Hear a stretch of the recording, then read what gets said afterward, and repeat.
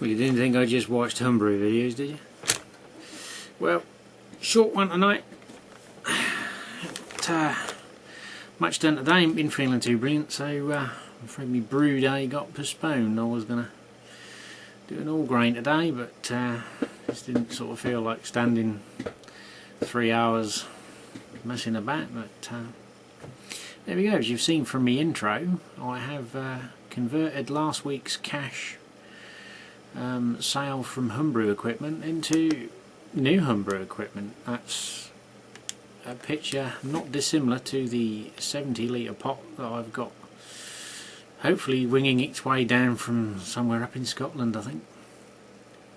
But I was looking for a 50 litre one, but I wanted one after experimenting with my pot.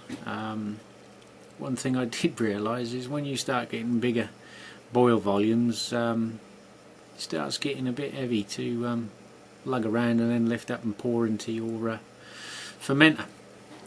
And I was looking at sort of a 33-38 litre pot, and looked on the forums, and basically working out, people are saying, what pot size should I go for, and basically, the cost difference isn't huge, and the basic consensus is, buy one as big as you can afford to buy.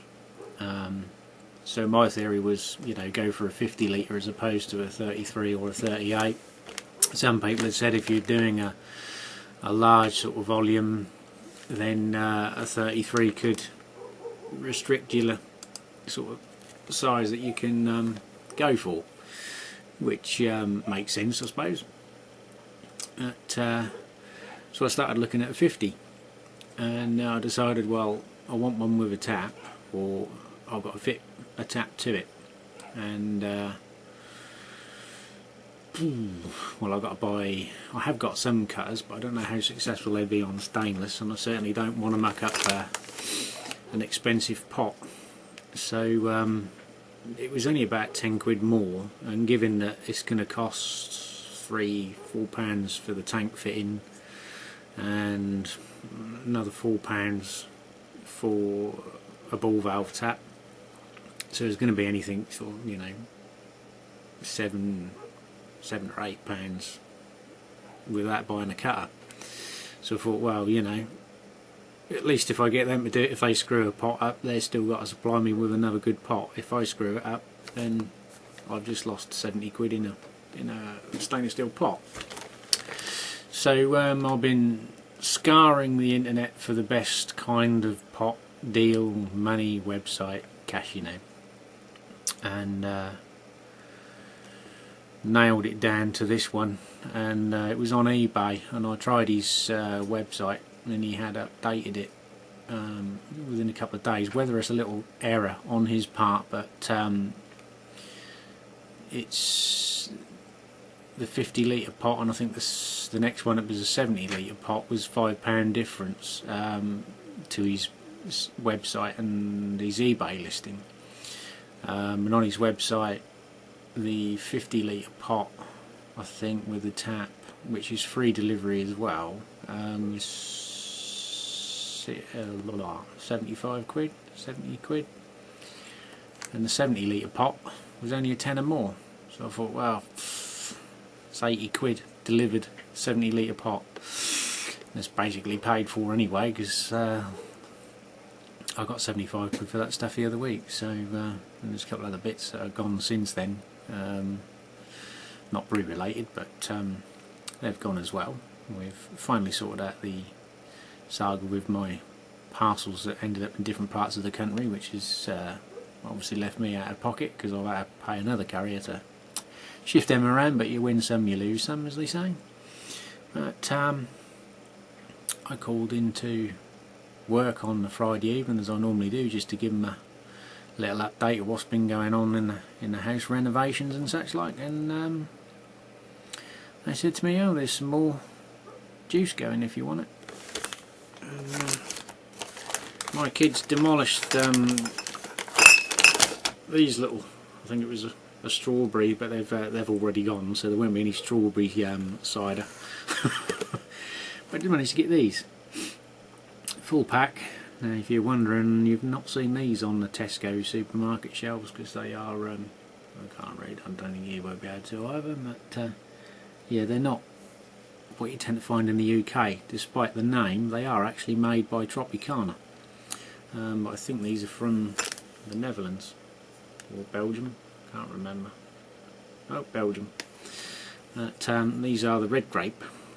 I think I said to Ben the other day when he was doing his video, I had a case of these and a case of the strawberry, and the kids sort of wiped them out in about 48 hours, and the grape juice quickly followed behind, so I didn't get a chance to convert these into any red wine, but I've managed to requisition these. I've got 22 left out of 24, which is enough to make a demi-john, added with me old Wilco's wine concentrate, so we can make another batch of red wine hopefully. Shove these out of the way back in their hiding spot. Get my paperwork out of the way. I did here, it's gone, but obviously some of you guys are looking at going all grain. I was doing a little bit of research on the water treatment and such like, because obviously I'm in an area classified as very hard water, and I went on Anglian Water's website and put in my postcode for my area,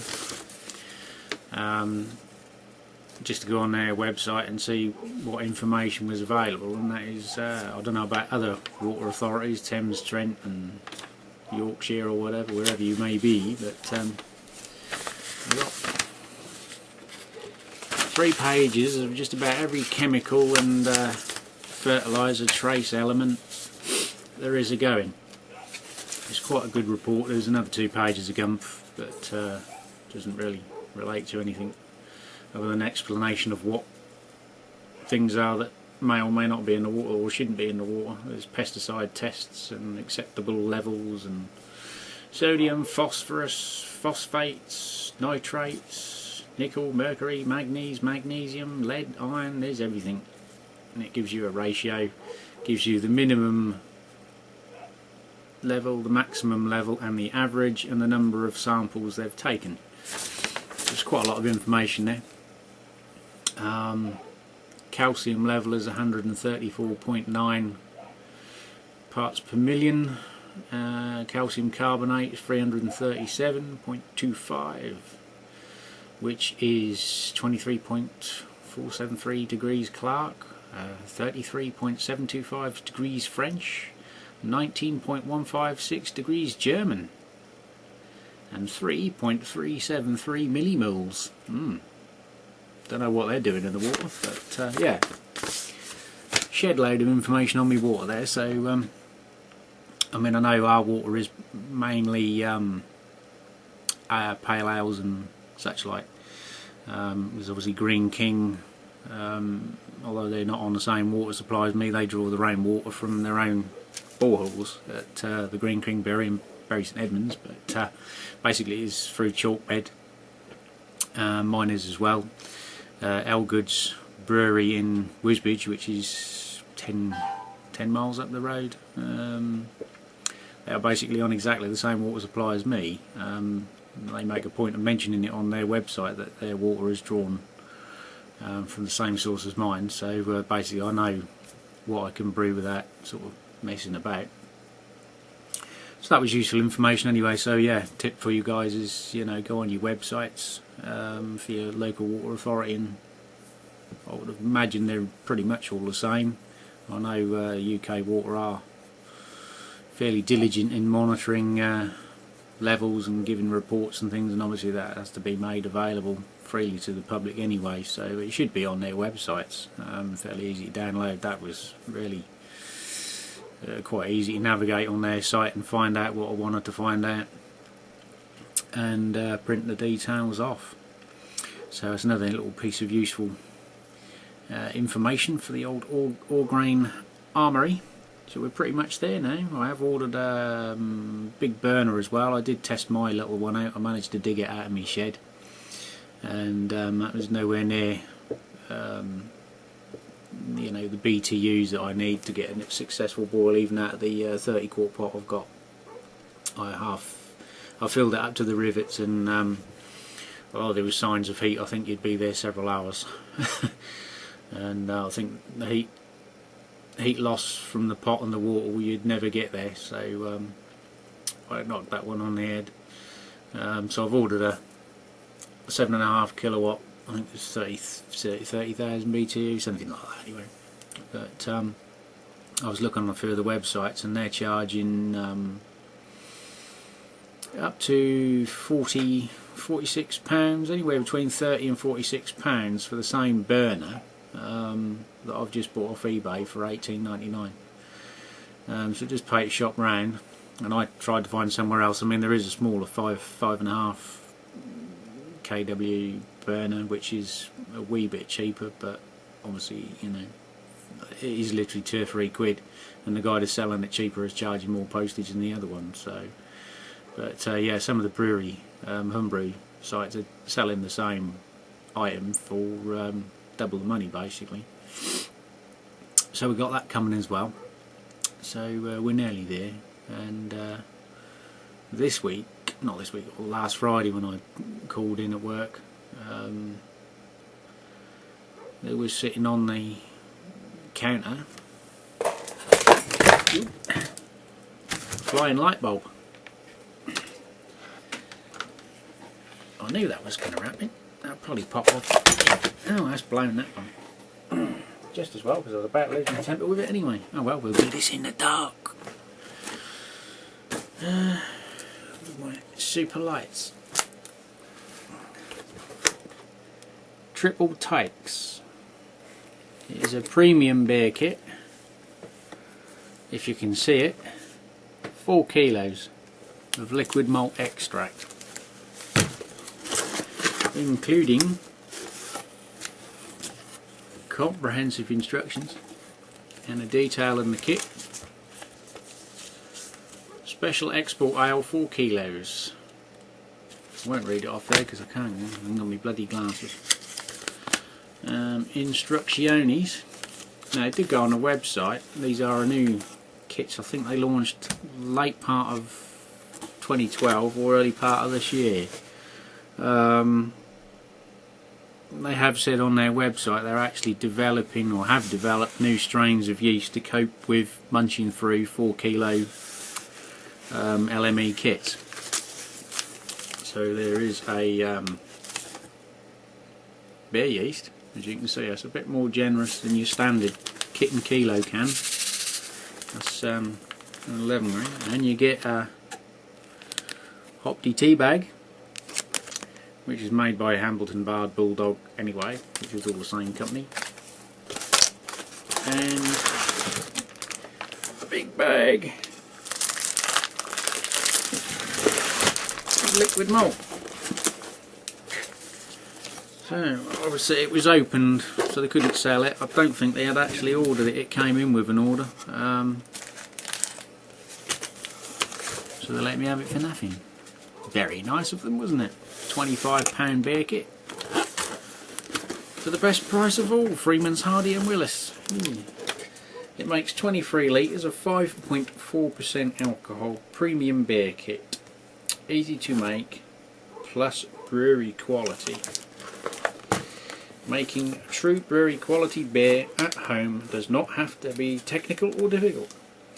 We have made sure that you do not need to add anything but water to make this beer kit. A small amount of sugar needs adding when kegging or bottling and conditioning the beer. No boiling is required. The use of tea bag technology for finishing hops, so adding fresh hops to your beer is no longer difficult than making a cup of tea. Now it is 35 to 45 EBCs, 40 to 50 EBUs, starting gravity of 1050 and a final alcohol 5.4%, and the hops supplied are Target Goldings. So another little one for me to play with. But I wasn't expecting that when I got there. I was going to have a look, see what kits we got, but I weren't going to say no, was I? So, that's Andy Harry. Anyway guys, that's it for me. A few new acquisitions this week, and that's about it. So as you see, I'll go back to me proper rock and roll music. None of this heavy metal stuff.